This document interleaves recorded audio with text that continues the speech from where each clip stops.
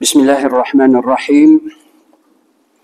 الحمد لله والصلاة والسلام على رسول الله صلى الله عليه وعلى آله وأصحابه ومن والاه. السلام عليكم ورحمة الله تعالى وبركاته. برادران علی اسلام، امام خطیب در موضوع علم و دانش با مناسبت آغاز سال دانش صحبت ها کردم. البته همه ما و شما خوب میدونیم که علم و معرفت و دانش و با داشتن علم و معرفت عمل و تقوا و پرهیزگاری و خدا ترسی بسا عمر رو و رزق رو و زندگی رو فرزندان رو با برکت میکند. در این هیچ شک و شبهه نیست، چرا که خدا و رسول خدا گفته است و تجربه و حیات هم اثبات کرده است که هر انسانی که علم و دانش دارد و با اون علمش عمل میکند و تقوا و پرهیزگاری دارد، البته یکی از سعادتمندترین انسان روی دنیا زندگی میکند. و باید فرزندان رو علم و معرفت و آداب و اخلاق بیاموزانیم، چرا که در زندگی کامیابی انسان علم است و معرفت است و عمل است و آداب است و اخلاق. حالا انسان از چی عبارت است؟ انسان از این جسمی که در داخل این جسم روح است، روح پاک، و در داخل این جسمی که میپوسد فساد میشود، برهم میخورد، بعد از مرگ باز نفس است. یعنی انسان مکون از جسم، روح و نفس عبارت است. حالا این روح هر یک کدام ما و شما در زمان آدم علیه السلام خلق کرده شد. پروردگار روح اولین و آخرین را در همون جا در جنت خلق کرد. بعد از خلق کردن تمام روح انسانیت و بشریت، سؤال به روح تمام ما و شما، روح ما و شما و آخرین انسانی که تولد می شود دنیا به آخر می رسد، و اون سوال داد، گفت الستو بربکم؟ روح ما و شما اونجا گفتن که قالو بله تو پروردگاری ما هستی. یعنی حالا این روح از زمان آدم علیه السلام در عالم ارواح وجود داشت.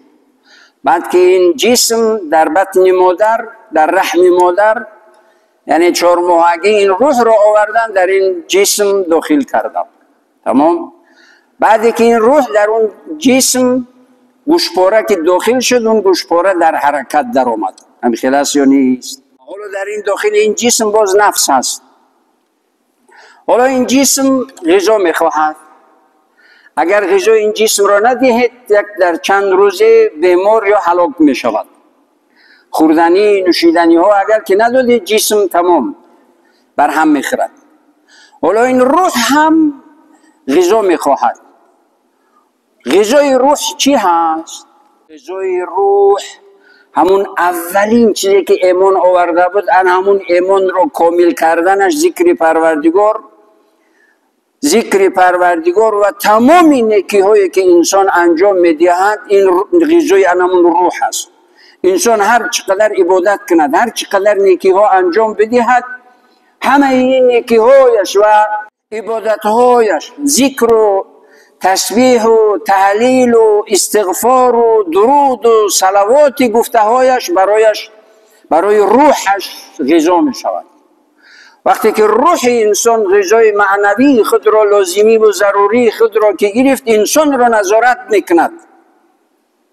انسان را نمیگذارد که به هر راه بیهوده، خطر، ضرر، مضر برود. انسان را نمیخواهد که نظارت میکند تا اینکه مضر نباشد، انسانی مفید باشد، انسانی مفید باشد. در نتیجه چی؟ در نتیجه دادن غذای روح. پس این روح نیرومند که شد، اگر خدای نکرده به حرام نظر کردید یا به حرام دست دراز کردید، اون از داخل داد میزند که از خدا بترس، این کار را انجام نده، عاقبتش عذاب است. چرا؟ به خاطری که هر حرامی که، هر کاری که ببینید اولش فکر کنید که این حلال است یا حرام است. اگر هر عمل حرامی که میبینید که این حرام هست در این روزگی پروردگار نیست، عاقبتش پشیمانی هست. عاقبتش چی؟ پشیمانی هست. هر کاری که خود غیبت باشد، متاسفانه و بدبختانه امروزا میبینیم که بسیاری ها از غیبت هیچ حذر ندارن. پیش مردم ما و شما میترسیدن. یکی از دوستان نقل کردن، گفتن که هر جایی که نشسته باشیم نفری رو میخواستن غیبت کنن، میگویم که در خب دیگر گپ رو میگریزاند، من در اینجا نگویم گپی اون رو، خب گپ رو میگریزاند که مونید همون بیچاره رو چی میکنید؟ غیبت میکنید. غیبت نکنید، غیبت حرام است. حتی غیبت رو قرآن میگوید که آیا شما دوست میدارید که گوشت مرده برادرتون رو بخورید؟ یعنی به خوردن نجاست تشبیه دادگی هست. به خوردن چیز حرام نجاست، پروردگار غیبت رو به خوردن نجاست تشبیه دادگی هست. برای همین وقتی که روح غذای خود را اگر که بگیرد، غیبت کردن نمیگذارد، نمیماند که غیبت کنید. اگر که روح غذای خود را داشته باشد، سخنچینی کردن نمیگذارد. اگر روح غذای خود را داشته باشد، انسان مضر و ضررناک بودن نمیگذارد باشید. همیشه میخواهد که همیشه شما را کنترل میکند و یک انسان مفیدی منفعتناک میباشید. این همه با چیز؟ با طاعت عبادت و عملهای صالح و نیکی ها و نکوکاری ها این روح غذا میگیرد و انسان را در یک قالب انسان کامل جای میکند که هیچ دیگر از اون کسی ضرر نمیبیند و باید هم انسان چنین زندگی کند. همه این با چی میشود؟ با علم. همه این با علم. برادران اهل اسلام، حتمی هر کدام شما باید کتاب‌های داشته باشید که پند اندرز در اون باشد. کتاب‌های در خانه داشته باشید. یکی از دوستان یک چند مدت پیش صحبت کرده بودم، بعد گفتن که دوملا من اصلا خونده نمیتوانم، لیکن کتاب رو میگیرم ورق میزنم در خونه. گفتم برای چی؟ میگن که به خاطری که فرزندا ببینن که من کتاب ورق میزنم تا اینکه فرزندا هم کتاب ورق بزنن بخونن. ولی که من نخوندم، من بی سواد هستم، خونده نمیتوانم. اما فرزندا نگوین که پدر نمیخواند یا که پدر ما نخونیم، پدر نمیخواند ما هم نخونیم. نه، ما میخونیم. برای همین به خاطری که فرزندا بخوانند چند کتابی داشته باشید، ورق بزنید هر روز یک فرصت مناسب، یا که به نوبت هر روز با اهل و خانواده و فرزندا گرد دسترخوان جمع بشینید، خود یک صفحه بخونید، فرزندان رو بگید بچه هم فرزندم یک صفحه که از این کتاب بخون. خو گلستان سعدی باشد، خو بستان باشد، خو از کیکاووس باشد، هر کتابای علمی معرفتی که در اون آداب، اخلاق، تربیه فرزند، آداب فرزند، تعلیم و تربیه فرزند در اون این همه وجود دارد، کتابای تربیوی معنوی هست، از اون ورق بزنید بخونید، با فرزندان گرد دسترخوان بنشینید، فرزندان رو زیر نظارت بگیرید. اگر شما زیر نظارت نمیگیرید فرزندان رو، فرزندان دوستهای بیرونه میکاوند، پس میبینید که فرزندو یعنی همه گمراه و تباه و بیرها و بنگی و حنگی و نمیدونم کیم چی میشوند میروند. برای همین احتیاط کنید. این زندگی آسان نیست. تربیت فرزند آسان نیست، کامیاب شدن آسان نیست. برای کامیاب شدن، برای تربیت فرزند، برای فرزندان را کامیاب کردن خون جگر میخورید که بد میشوند، با آسانی نمیشود.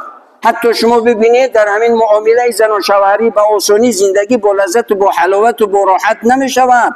طرفا باید خیلی سعی و تلاش کنند تا اینکه زندگی با حلاوت و با لذت و با راحت شود. چرا که شیطان و انسان‌های شیطان صفت همیشه کاری خود را میکنند. چقدر فرزندان و چقدر جوانان ما را گمراه کردند، به گروه‌های افراطی بردند، چه کارهایی نکردند که سبب شرمندگی و سبب شرم و سبب ننگ مردم شدند. در نتیجه چی؟ در نتیجه همون به تربیت ماندن، از تربیت دور ماندن، صبر رو نمیدونن. فعلا یک برادری بود در سرحد، در نوبت یک جوانی با یک کلانسالی زد و خورد کردن، زدن همدیگر رو، یعنی باز یک شرمندگی دیگر. و صبر کجا هست؟ این الله یحب الصابرین. خداوند عزوجل صبر کنندگان رو دوست می‌دارد. تمام کامیابی انسان در نتیجه صبر است. همین جوانانی که زندگی شروع میکنند بعد دیگر به صبری تمام، مثل اینکه آسمان در زمین چسبیده باشد، چند روز بعد باز از هم دیگر جدا، باز دیگر تا آخر عمر ناکام و بدبخت میروند. و صبر کجا هست؟ صبر رو برای چی پروردگار میگوید که پروردگار صبر کنندگان رو دوست می‌دارد؟ برای که در صبر مشقت هست، در این مشقت حلاوت و لذت و راحت هست. هم خلاص یا نیست؟ هر صبری میوه شیرین دارد. صبر کنید، گذشت کنید تا اینکه به اون حلاوت و راحت و لذت برسید. و انسان به آسانی، به غافلی، به تنبلی، به بی‌پروایی کامیاب نمی شود. برای کامیاب شدن خیلی مهنت و زحمت لازم است. حالا ببینید پروردگار دو چیز رو تقدیر کرده است وابسته به سعی و تلاش بنده‌اش. یکی رزق، یکی سلامتی. حالا میخواهید سالم و بردم و توانمند زندگی کنید، برای این سلامتی مهنت و زحمت بکشید. خوراک کم بخورید، پری بد نخورید. همه این بیماری‌های قند و بلا و بتری که هست، قلب و سکته و دیگر از پرخوری است. پیامبر علیه السلام در حدیث مبارک میگن ما قومی هستیم که هرگز اگر گرسنه نماندیم نمیخوریم.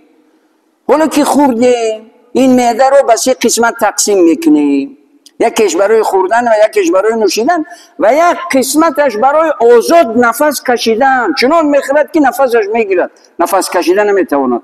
و بعد او بیمار نشود. کی بیمار شود؟ شما دیدید انسانی کم خوراک را که بیمار شده باشد؟ شما دیدید انسانی پرخور را که بیمار نشده باشد؟ نیست. این چیز مسئله سلامتی. ولی یک حرکت های صبح بر وقت خیستن، حرکت کردن برای سلامتی خودت. حالا بیهوده نیست این 5 وقت نمازی که ما طهارت میکنیم، پاک میکنیم، بدن، لباس همه باید پاک باشد. تازگی سلامتی هست. پاکی از نظافت و پاکی از دین است، از اسلام است. به خاطر چی است؟ به خاطر منفیت خود مسلمان. این یک. دو که وابسته به سعی ها. خداوند عزوجل عمر را عطا کرده است، 90 است، 100 است، 70 است، 60 است، اون عمر را میبیند. لیکن اگر سعی و تلاش برای یعنی کوشش نکند برای سلامتیش، اون عمر را با رنج و درد و خواری و ذلیلی و بیماری میگذراند. وقتی مهنت و زحمت بکشد سالم و بردن زندگی میکند، هر چقدر عمری که دیده باشد. پروردگار همون سلامتی رو وابسته به خود انسان وابسته کردگی هست که باید انسان برای همون سلامتیش سعی و تلاش کند. دیوم چیز؟ رزق رو خداوند عزوجل تقدیر کردگی هست میدهد، لیکن وابسته به سعی انسان.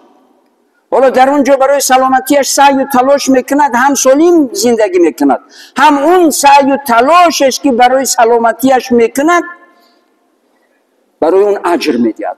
هم سلامتی به دست میارد، هم اجر به دست میارد برای سلامتی سعی و تلاشی که کرده است. دوم رزق. برای رزقش هر چقدر که سعی و تلاش کرد خداوند عزوجل هم رزقش میدهد و هم برای سعی و تلاشش اجر و پاداشش میدهد. هم رزقش رو میده. اگر سعی و تلاش نکرد چی؟ ولی گدایی که اون رزقش مییابد، لیکن خوری و زاری و شرمندگی و به آبروگی، به عزتی، به برکتی حرام و عاقبتش هم جهنم، که گدایی رو همچون کسب، همچون هنر، همچون تجارت برای خود اختیار کردگی هست، حرام است، عاقبتش جهنم است. چرا که پروردگار همون ریسک رو اگر مهنت و زحمت بکشد گروه حلال میدهدش، لیکن گدایی میکند یا دزدی میکند. اگر همون دزدی که میدزدد همون چیزی رو میدزدد با نیتی نیک برای حلال اگر سعی و تلاش کند همون ریسک رو برای حلال میدهدش، لیکن میدزدد، برای حرام اختیار میکند، هم عذاب است هم بی برکت. کدام دزدی رو دیدید که آبرو در جامعه و جمعیت آبرو عزت داشته باشد؟ نه. دعا کنیم پروردگار رو فرزندان ما و تمام امت اسلامی رو علم و معرفت و انصاف و صبر و قناعت و توفیق و ایمان هدایت کامل و پروردگار رو عمر درازی به درد با برکت و تمام خیر و فیض و برکت و عزت و سعادت دنیا و آخرت نصیب و روزی بگردان. پروردگار رو همه این حاضرین دستی امید به سوی خودت برداشتند، همگی رو کامیابی ها و عزت و برکت و سعادت دائمی نصیب و روزی بگردان. کشور ما رو همیشه آرام، همیشه آباد، همیشه پیشرفته و ترقی کرده از همه جهت پروردگار رو در حفظ و حمایه و پناه خودت نگه بدار. پروردگار رو همه اون برادران مهاجری که از وطن عزیزی ما در بیرون کشور هستند همه اونها رو توفیق و ایمان هدایت کامل، صبر و قناعت، توفیق ایمان هدایت کامل نصیب و روزی بگردان. در کسب و کارشان برکت و با عزت و سالم و بردم و با برکت به نزد پیوندانشان بر بگردان. و صلی اللهم علی سیدنا محمد و علی آله و صحبه اجمعین. آمین برحمتک یا ارحم الراحمین.